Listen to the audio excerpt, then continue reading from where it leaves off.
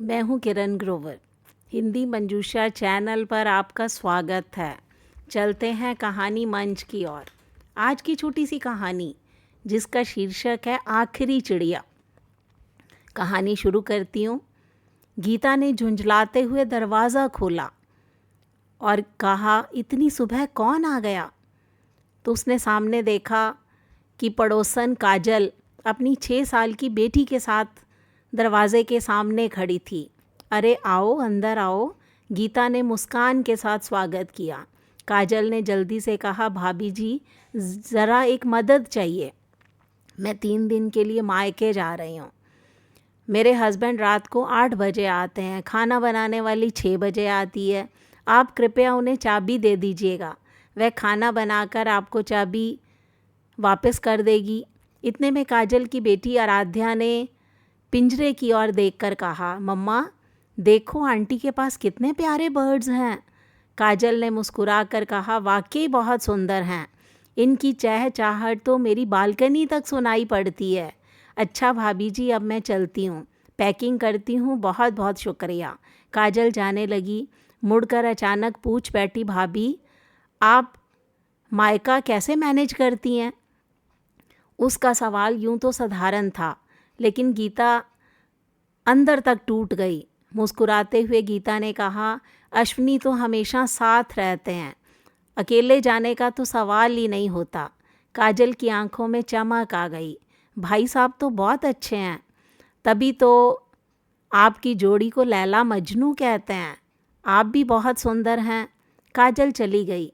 उसकी बातों ने गीता के भीतर कई सवाल खड़े कर दिए।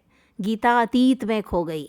शादी के शुरुआती दिनों की वो घटना उसको याद आ गई, जब एक बार सब्जी लेते समय अश्विनी ने अचानक गुस्से से उसे कहा था, क्या सब्जी वाले से हंसना ज़रूरी है? चलो घर। उस दिन के बाद मैंने अकेले कहीं जाना ही बंद कर दिया। स्कूल जाना हो, सहेली से मिलना हो, सब अश्विनी के साथ ही करती। 3 दिन बाद काजल लौटी।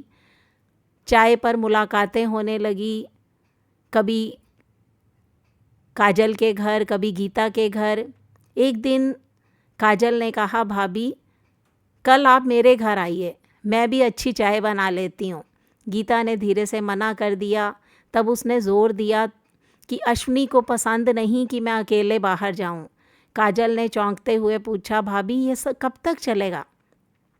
आप सिर्फ अपने लिए नहीं, अपने बेटे के लिए भी गलत कर रही हैं। गीता ने पूछा, बेटे के लिए कैसे?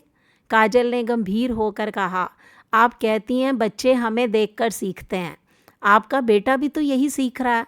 लड़कियां घर में बंद रहें, हर बात की इजाज़त अपने पति से लें। क्या आप चाहती हैं कि बड़ा होकर भी वो ऐसा ही सोच रखे?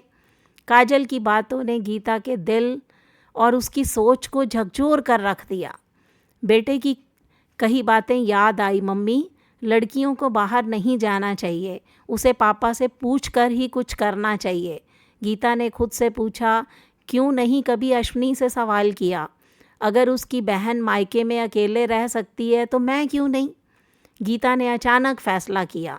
अश्विनी के आने में थोड़ा समय था। बेटे से कहा, चलो बेटा मार्केट चलते हैं। हैरानी से बेटा बोला, पापा के बिना आपको रास्ता पता है? गीता ने मुस्कुराकर जवाब दिया, अगर रास्ता नहीं आता तो ढूंढ लेंगे, मुझ पर भरोसा रखो। घर लौटकर क्या होगा ये बाद की बात है, पर आज पिंजरे की आखिरी चिड़िया भी उड़ गई। गीता मुस्कुरा रही थी। हाँ, मैं खूबसूरत चिड़िया हूँ और अब पूरी तरह से आज़ाद हूँ। ये थी गीता की आखिरी चिड़िया के रूप में आज़ादी। तो दोस्तों, आपको ये कहानी कैसी लगी? ये कहानी ज़रूर आपकी सोच बदल देगी। इस कहानी पर अपनी प्रतिक्रिया दीजिए। हिंदी मंजूषा चैनल को सब्सक्राइब कीजिए।